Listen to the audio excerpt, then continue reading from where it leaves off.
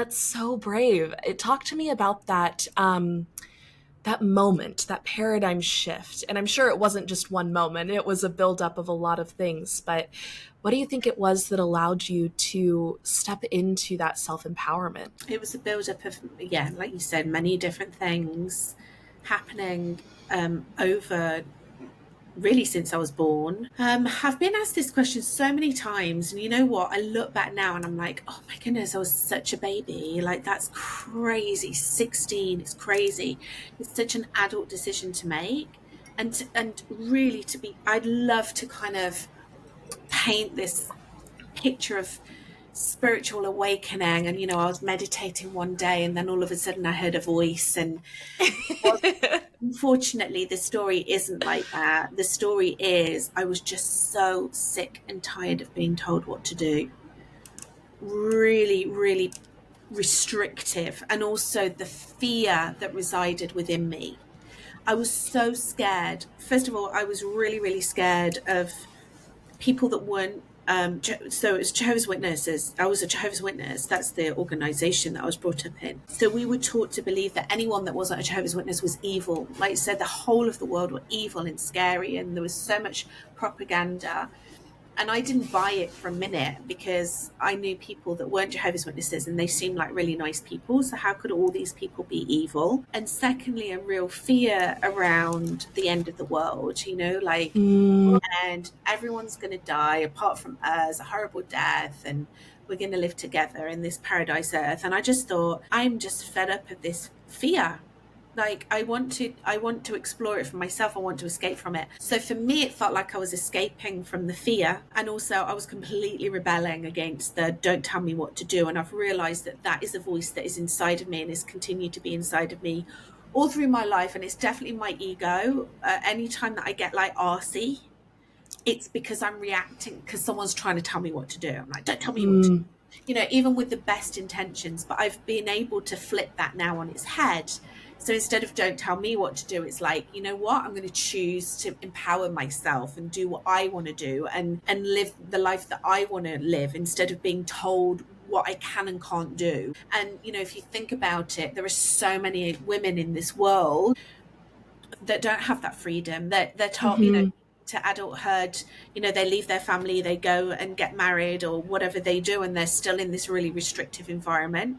So I'm very grateful for the fact that, first of all, I live in a country that I was able to do that and leave without anything really horrible happening to me, but also that I made that choice to do something different within my life instead of just blindly following like the other female members of my family, because it's really an organization that empowers men. It's set up by men for men. So men are very, very happy in that organization, and women pretend that they are, but I don't know. I can't speak for anyone in there, but I'm sure that there's many happy people in there. Looking back now, I truly believe that I decided that that it was a choice for me to even be born into that family. I feel like it was a challenge for me on this earth to kind of like be born into it, to go, to be able to break free from it, to break free from the conditioning, and then to break free and to have this experience in my life where I'm now able to bring other women on this journey. So I am so grateful. I've done a lot of forgiveness work with my family and with the men in that organization that, created the restrictions. I'm so grateful for my family for the way that they brought me up, because it showed that they love me. It was the only way that they could show love. Sure. And I'm so grateful for the experiences. So, I always think when things just feel like really awful and really scary, and like there will always be a gift in it. And I see the gifts in the way that I was brought up, and I'm really, really grateful for it. Yeah, absolutely. And I love this. It's almost a combination of the teenage rebellion, right? That we all kind of go through in that moment of individuation. But then there's this deeper layer of not rebelling against, like you were saying, but stepping into your own. And it no longer actually has anything to do with anyone else and just everything to do with yourself. And owning that fullness. And I think then finding human design makes perfect sense because it is this beautiful tool to understand the self and all of the different ways that we can manifest and incarnate in this world. When you say that you chose to be in that family, right? I've certainly heard in astrology, this is a big thing that your soul chooses when you're born and the life path you're gonna go down. Is that your belief system, and what does that mean to you that you chose that? I think that's really beautiful, and I'd love to know more about it. It's kind of my belief system, Reese. I mean, I would say, like, with everything that I love and I believe in, and I'm a very spiritual person, I still have my feet firmly planted on this earth. Yes, I come from yes. the background, so there's always that like mixture of like the magic and the practicality. Um, I don't know if any of this is true, but what I would love to believe is that, yeah, we choose, this is Earth School, and Yeah, we choose the lessons that we want to learn, and we choose to be incarnated into, a life. Now, there'll be so many people that disagree with that, and that's absolutely fine. But I really love the idea of that. I really do, and I don't hmm, particularly have like any like religious belief system or anything like that. I just know that, I one thing that I know for sure is that we have all been designed to come to either be born into this earth or created, or whatever belief system you have, but we are here to be happy. We're here to live our biggest, fullest life to its full potential. I'll be sitting and I love food. The way that I was able to leave my family was to go and train to be a chef. So I'm a classically trained chef. I decided not to pursue it as a job, but I love to cook. And when I cook for you, I love you, and I appreciate food, and I love, love, love to go and eat. And very fortunate to have amazing restaurants here, and we're just by London, so you can imagine all the things. And I'll be sitting and eating like the most amazing food, and I'll be like, oh my goodness, like this is what I came to this earth for. right.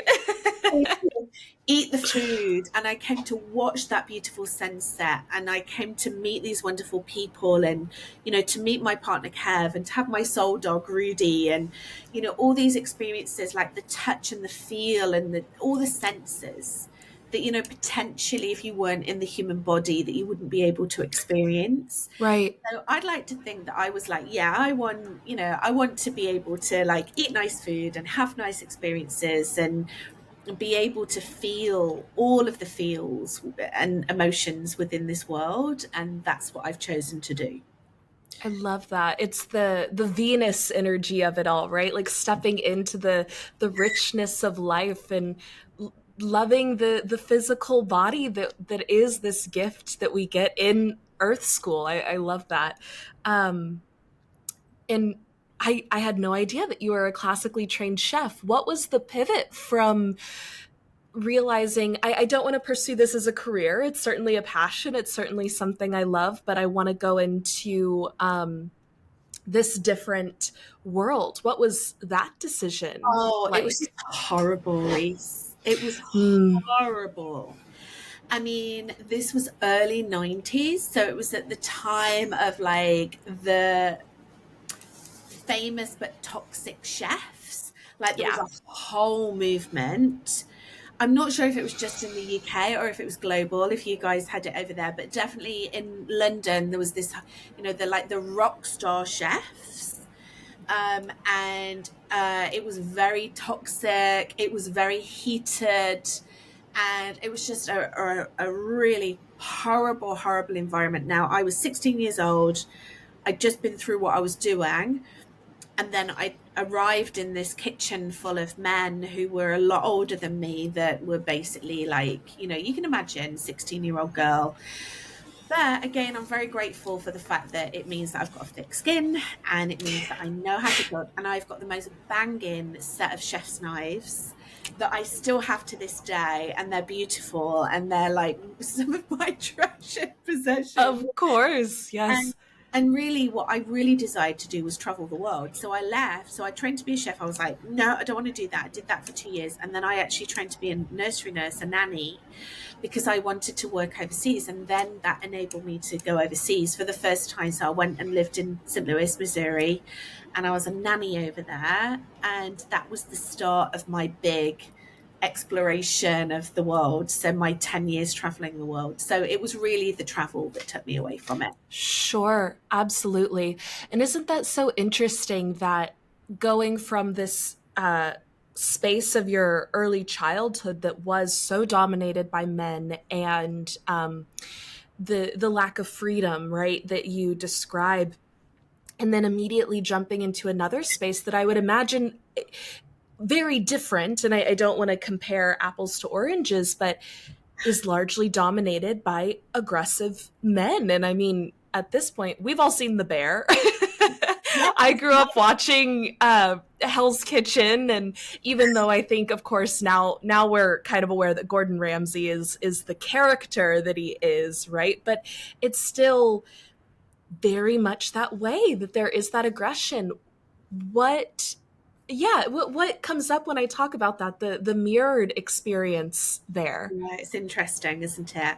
I think sometimes, we can go through life, and this is one thing that I work with my clients. So a lot of my clients, when they come and work with me, uh,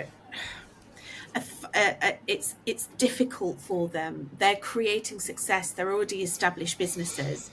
They want to scale, but they find themselves in these, it's like these circles. It's like continuous circles where Right. you will have a certain belief system, or you will feel a certain way, and then that is your view of the world, and then you will keep proving yourself, because we like to be right. Okay, so Mm-hmm. it's my ego. I'm right, you're wrong. I'm right, you're wrong. Okay, so if I decide that, you know take for example, we're talking about men. Okay, so let's take for example that I decide that all men are just horrible human beings and cheat on me. What I'm going to do is I'm just going to go and unconsciously find situations to prove myself right. I'll find Right. myself in a relationship with a horrible man that cheats on me, and then I'll go, you see, I told you so. So you're proving yourself right all the time.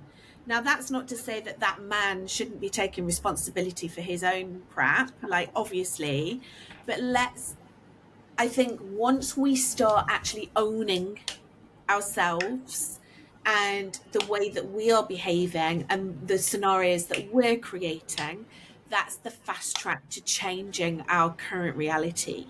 So for me, yeah, I mean, I didn't even realize it at the time, but yeah, I was Right. going from one toxic scenario to the other. And then I guess that it was just continuing within my life, really. And there were lots of different breakthroughs in my life. The first one was discovering human design, and then I think coupled with that as well, I guess my spirit. There's been lots of spiritual awakenings, but when I discovered Mm-hmm. yoga and really started tapping into that more feminine side of me, instead of trying to, go go go, push push push, and proving myself, actually being like, you know what, I'm okay as I am.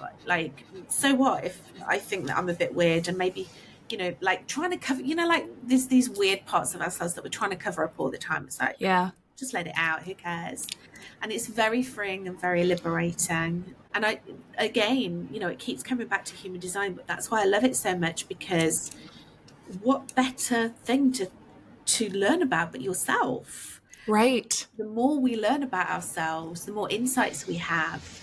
That's an incredible opportunity to go and be the creators of our dreams and our true purpose in this life.